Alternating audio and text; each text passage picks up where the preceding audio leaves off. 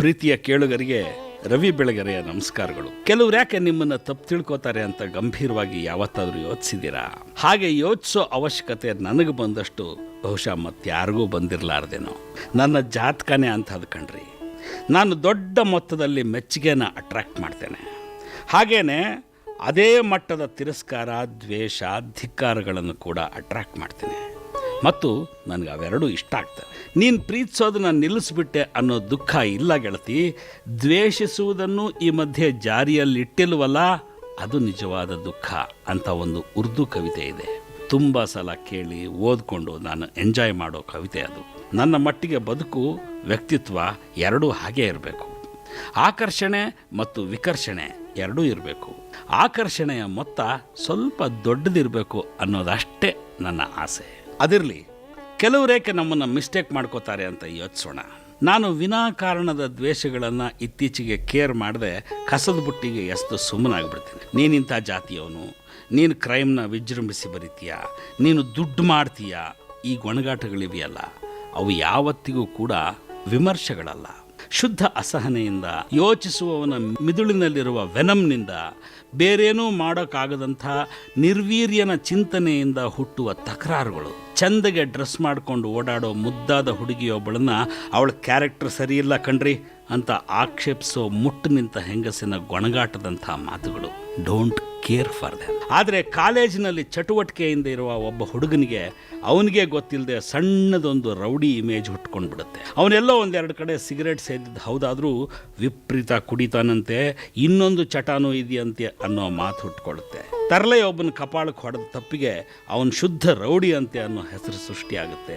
ಕಷ್ಟಪಟ್ಟು ದುಡಿದವನೊಬ್ಬ ಒಂದು ದೊಡ್ಡ ಮನೆ ಕಟ್ಕೊಂಡ್ರೆ ಖೋಟಾ ನೋಟ್ ಮಾಡ್ತಾನಂತೆ ಅನ್ನೋ ಸುದ್ದಿ ಹುಟ್ಕೊಳ್ಳುತ್ತೆ. ಇದೆಲ್ಲಕ್ಕಿಂತ ಹೆಚ್ಚಾಗಿ ತೀರಾ ನಮಗೆ ಪರಿಚಿತರು, ಬಂಧುಗಳು, ಹತ್ತಿರದವರು ಅಂತ ಯಾರನ್ನ ನಾವು ಭಾವಿಸಿರ್ತೀವೋ ಅವರೇ ನಮ್ಮನ್ನು ತಪ್ಪಾಗಿ ತಿಳ್ಕೊಂಡ್ಬಿಡ್ತಾರೆ. ಸಂಬಂಧಗಳು ಶಿಥಿಲಗೊಳ್ತವೆ. ಇದ್ದಕ್ಕಿದ್ದ ಹಾಗೆ ನಮಗೂ ಅವ್ರಿಗೂ ಸಂಬಂಧವೇ ಇಲ್ಲವೇನೋ ಅನ್ನೋ ಹಾಗಾಗ್ಬಿಡುತ್ತೆ.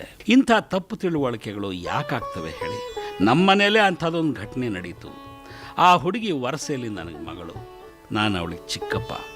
ಆದರೆ ಒಂದೇ ಊರಿಗೆ ನಾವಿಬ್ಬರು ಒಟ್ಟೊಟ್ಟಿಗೆ ಬೆಳೆದವರು. ಆತ್ಮೀಯತೆಗೆ, ಸಲಿಗೆಗೆ ಯಾವತ್ತೂ ಬರ ಇರಲಿಲ್ಲ. ಒಂದು ರಾತ್ರಿ ಪತ್ರಿಕೆ ಕೆಲಸ ಮುಗಿಸಿ ಬೆಳಗಿನ ಜಾವ 5 ಗಂಟೆ ಹೊತ್ತಿಗೆ ಹೋಗಿ ಮನೇಲಿ ಮಲಗಿದ್ದೆ. ಈ ಹುಡುಗಿ 7:15 ನಮ್ಮ ಮನೆಗೆ ಬಂದವಳು ರವಿ ನೆಬ್ಸು ಮಾತಾಡಬೇಕು ಅಂತ ಅಂದಿದ್ದಾಳೆ. ಅದಕ್ಕೆ ನನ್ನ ಹೆಂಡತಿ, ರಾತ್ರಿ ಎಲ್ಲ ನಿದ್ಗೆಟ್ಟಿದ್ದಾನೆ, ನೀನು ತಿಂಡಿ ತಿಂದು TV ನೋಡ್ತಾ ಕೂತಿರು, ಅಷ್ಟರಲ್ಲಿ ಅವನೇ ಹೇಳ್ತಾನೆ ಅಂತ ಅಂದಿದ್ದಾಳೆ. ಇದರಲ್ಲಿ ಅಂಥ ಅಸಹಜವಾದ್ದೇನಿಲ್ಲ. ಆದರೆ ಅವಳು, ಹಾಂ, ನಾನೇನು ತಿಂಡಿಗೆ ಗತಿ ಇಲ್ಲದೆ ನಿಮ್ಮ ಮನೆಗೆ ಬಂದಿದ್ದೀನಿ ಅಂದ್ಕೊಂಡ್ಯಾ ಅಂತ ಸಿಡ್ಕಿ ಎದ್ದು ಹೋದ್ಲು. ಅವತ್ತು ಎದ್ದು ಹೋದವಳು ಇವತ್ತಿಗೂ ಪತ್ತೆ ಇಲ್ಲ. ಅವರ ಮನೇಲಿ ಮದುವೆಗಳಾಗಿವೆ, ಸಾವುಗಳಾಗಿವೆ. ಯಾವುದಕ್ಕೂ ನನಗೆ ಸಂಬಂಧವಿಲ್ಲ, ಮಾಹಿತಿ ಇಲ್ಲ, ಆಹ್ವಾನವಿಲ್ಲ. ಇದೆಂಥ ಸಿಲ್ಲಿಯಾದ ಮೂರ್ಖತನದಿಂದ ಕೂಡಿದ ತಪ್ಪು ತಿಳುವಳಿಕೆ ಅಲ್ವೇ? ಇಷ್ಟಕ್ಕೂ ನನ್ನ ಹೆಂಡತಿ ಮಾಡಿದಂಥ ತಪ್ಪಾದರೂ ಏನು? ಸಾಮಾನ್ಯವಾಗಿ ನಮ್ಮ ಅನೇಕ ತಪ್ಪು ಕಲ್ಪನೆಗಳು ನಮ್ಮ ಅಜ್ಞಾನದಿಂದ ಹುಟ್ಟುತ್ತವೆ, ನಮ್ಮ ಸಹನೆಯ ಕೊರತೆಯಿಂದಾಗಿ ಹುಟ್ಟುತ್ತವೆ, ಒಂದು ದುಡುಕಿನಿಂದಾಗಿ ಹುಟ್ಟುತ್ತವೆ. ಅವತ್ತು ಮನೆಗೆ ಬಂದ ಆ ಹೆಣ್ಣುಮಗಳು ಯಾವುದೋ ತೊಂದರೆ ಹೇಳ್ಕೊಳಕ್ಕೆ ಬಂದಿದ್ದಿರಬೇಕು. ಅವಳಿಗೆ ನನ್ನ ಜೊತೆಗೆ ಸಲಿಗೆ ಇದೆ.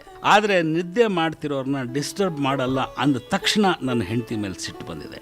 ನಾನು ತೊಂದರೆಯಲ್ಲಿರೋದ್ರಿಂದ ತಾನೇ ನೀನು ಹೀಗೆ ಮಾತಾಡ್ತಿರೋದು ಅಂತ ತನ್ನಲ್ಲಿ ತಾನೇ ಒಂದು ಪ್ರಶ್ನೆ ಹುಟ್ಟಿಸ್ಕೊಂಡು ಬಿಡ್ತಾಳೆ.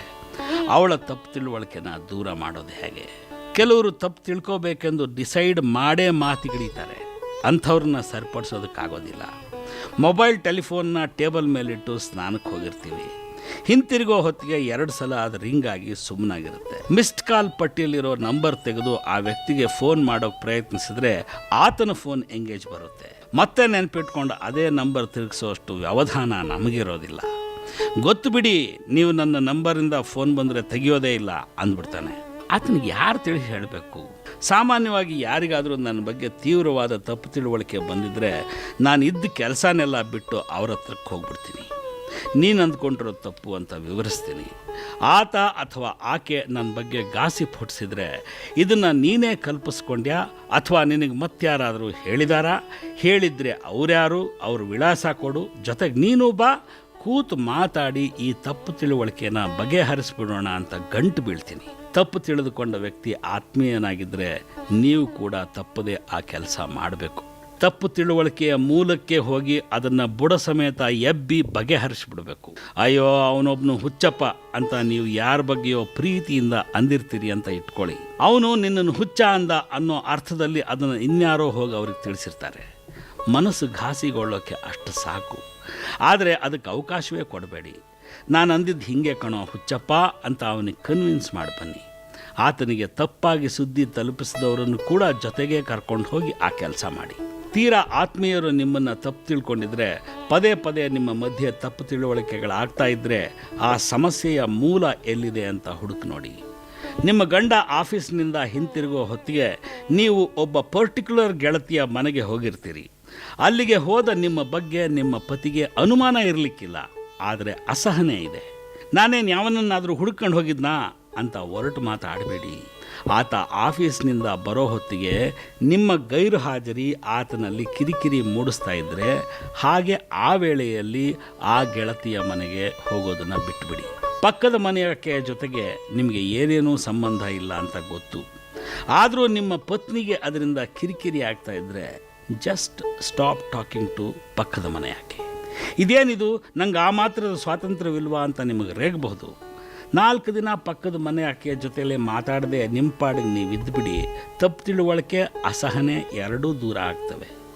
ನಿಮ್ಮ ಮತ್ತು ನಿಮ್ಮ ಮನೆಯಾಕೆಯ ಮಧ್ಯೆ ಮತ್ತೆ ನಂಬಿಕೆಯ ಸೇತುವೆ ಕುದುರುತ್ತೆ. ಆನಂತರ ಒಂದಿನ ನಿಮ್ಮ ಮನೆಯಾಕೆಯ ಪಕ್ಕದ ಮನೆಯ ಗೆಳತಿನ ಕಾಫೆಗೆ ಕರೀತಾಳೆ. ತಪ್ಪು ತಿಳುವಳಿಕೆ ಅನ್ನೋದು ಅಸಹನೆಯಿಂದ ಹುಟ್ಟುತ್ತೆ ಅನ್ನೋದು ಎಷ್ಟು ಸತ್ಯವೋ, ಆ ತಪ್ಪು ತಿಳುವಳಿಕೆ ನಮ್ಮ ಅಹಂಕಾರದಿಂದಾಗಿ, ಸೋಮಾರಿತನದಿಂದಾಗಿ, ಒಣ ಪ್ರತಿಷ್ಠೆಯಿಂದಾಗಿ ಮುಂದುವರಿಯುತ್ತೆ ಅನ್ನೋದು ಕೂಡ ಅಷ್ಟೇ ಸತ್ಯ. ನೀನು ಬೇಕಂತಲೇ ತಪ್ಪು ತಿಳ್ಕೊಂಡ್ರೆ ನಾನೇನು ಮಾಡಲಿ ಅಂತ ಕೆಲವು ಸಲ ಸೆಟ್ಕೊಂಡಿರ್ತೀವಿ. ತಿಳ್ಕೊಳ್ಳಿ, ಯಾವತ್ತೋ ಒಂದು ದಿವಸ ಅವರಿಗೆ ಸತ್ಯ ಏನು ಅಂತ ಗೊತ್ತಾಗುತ್ತೆ ಅನ್ನೋ ಸೋಮಾರಿ ವೇದಾಂತಕ್ಕೆ ಬಿದ್ದಿರ್ತೀವಿ. ನನ್ನ ಮನಸ್ಸಿಗೆ ನಾನು ಸರಿಯಾಗಿದ್ದೀನಿ ಅಂತ ಗೊತ್ತು ಕಣ್ರಿ, ನಾನು ಯಾಕೆ ಹೋಗಿ ವಿವರಣೆ ಕೊಡಲಿ ಅಂತ ಒಣ ಪ್ರತಿಷ್ಠೆಗೆ ಬಿದ್ದಿರ್ತೇವೆ. ಇವೆಲ್ಲ ನಮ್ಮ ಆತ್ಮೀಯರೊಂದಿಗಿನ ನಮ್ಮ ಸಂಬಂಧಗಳನ್ನು ಶಿಥಿಲಗೊಳಿಸ್ತವೆಯೇ ಹೊರತು ನಮ್ಮನ್ನೇನು ದೊಡ್ಡವ್ರನ್ನಾಗಿ ಮಾಡೋದಿಲ್ಲ. ಅವನು ರೌಡಿಯಂತೆ, ಎಲ್ಲ ಕಲ್ತುಬಿಟ್ಟಿದ್ದಾನಂತೆ, ದುಡ್ಡು ಮಾಡ್ತಾನಂತೆ ಮುಂತಾದ ಸಾರ್ವಜನಿಕ ತಪ್ಪು ತಿಳುವಳಿಕೆಗಳಿಗೆ ಇವೆಯಲ್ಲ, ಅವುಗಳಿಗೆ ವೈಯಕ್ತಿಕ ನೆಲೆಯಲ್ಲಿ ಉತ್ತರಿಸಬೇಕಾಗತ್ತೆ. ಮಾತಾಡುವ ಅಥವಾ ವಾದಿಸುವ ಮೂಲಕ ಅಲ್ಲ, ನಮ್ಮ ವರ್ತನೆಯ ಮೂಲಕ, ನಮ್ಮ ಬಿಹೇವಿಯರ್ ಮೂಲಕ ಆ ತಪ್ಪು ತಿಳುವಳಿಕೆಗಳನ್ನು ದೂರ ಮಾಡಬೇಕಾಗತ್ತೆ. ಪತ್ರಿಕೆ ಆರಂಭಿಸಿದ ಹೊಸರಲ್ಲಿ ರವಿ ಬೆಳಗೆರೆ ಜೊತೆಯಲ್ಲಿ ರೌಡಿಗಳಿರ್ತಾರಂತೆ, ಬಾಡಿ ಗಾರ್ಡ್ಸ್ ಇರ್ತಾರಂತೆ, ಕಾರಿನ ತುಂಬ ಸ್ಟೆನ್ ಗನ್ಗಳಿರ್ತಾವಂತೆ ಅಂತೆಲ್ಲ ವದಂತಿಗಳು, ತಪ್ಪು ತಿಳುವಳಿಕೆಗಳು ಹರಡಿದ್ವು. ಆದರೆ ಎಷ್ಟೋ ಸಲ JC ರೋಡಲ್ಲಿ ಏಕಾಂಗಿಯಾಗಿ ಮೋಟರ್ ಸೈಕಲ್ ಓಡಿಸ್ಕೊಂಡು ಹೋಗೋದನ್ನು ಕಂಡು ಓದುಗರು, ಇದೇನ್ರಿ ರವಿ ಹೀಗೆ ಒಬ್ಬೊಬ್ಬರೇ ಓಡಾಡ್ತೀರಿ ಅಂತ ಕೇಳಿದ್ದುಂಟು. ಗುಂಪಿನಲ್ಲಿ ಓಡಾಡೋಕ್ಕೆ ನಾನೇನು ಮದುವೆ ಗಂಡೆ? ಬಾಡಿ ಗಾರ್ಡ್ಗಳನ್ನ ಇಟ್ಕೊಳ್ಳೋದಕ್ಕೆ ನಾನೇನು ರಾಜಕಾರಣಿನೇ? ಜನರ ಜೊತೆ ಬೆರೀದೆ ಒಂದು ಪತ್ರಿಕೆ ನಡೆಸೋದಕ್ಕೆ ಹೇಗೆ ಸಾಧ್ಯ? ಕಾಲಾಂತರದಲ್ಲಿ ಅದೆಲ್ಲವೂ ಕೂಡ ಜನಕ್ಕೆ, ಮಾತಾಡೋರಿಗೆ ತಾನೇ ಗೊತ್ತಾಗ್ತಾ ಹೋಗುತ್ತೆ. ಅದು ನಮ್ಮ ವರ್ತನೆಯ ಮೂಲಕವೇ ಆಗಬೇಕು. ನಾನು ಬ್ಲ್ಯಾಕ್ ಮೇಲ್ ಮಾಡ್ತೀನಿ ಅಂತಾರೆ, ಅವನಿಂಥ ಜಾತಿಯ ಚಿಂತಕ ಅಂತಂತಾರೆ. ಕೊನೆ ವರ್ಷಗಳಲ್ಲಿ ನಮ್ಮ ಸ್ನೇಹಿತರೊಬ್ಬರು ಹಾಗಂತ ಬರೆದು ಸತ್ತೋದ್ರು. ನಾನು ಅವೆರಡೂ ಅಲ್ಲ ಅಂತ ನನ್ನನ್ನು ಬಲ್ಲ ಪ್ರತಿ ಓದುಗನಿಗೂ ಪ್ರತಿ ಕೇಳುಗನಿಗೂ ಗೊತ್ತು. ಅದನ್ನು ಗೊತ್ತು ಮಾಡಿಕೊಳ್ಳುವ ಸಹನೆ ಇಲ್ಲದೆ ಅವರು ಸತ್ತೋದ್ರೆ ನಾನಾದರೂ ಏನು ಮಾಡಲಿ?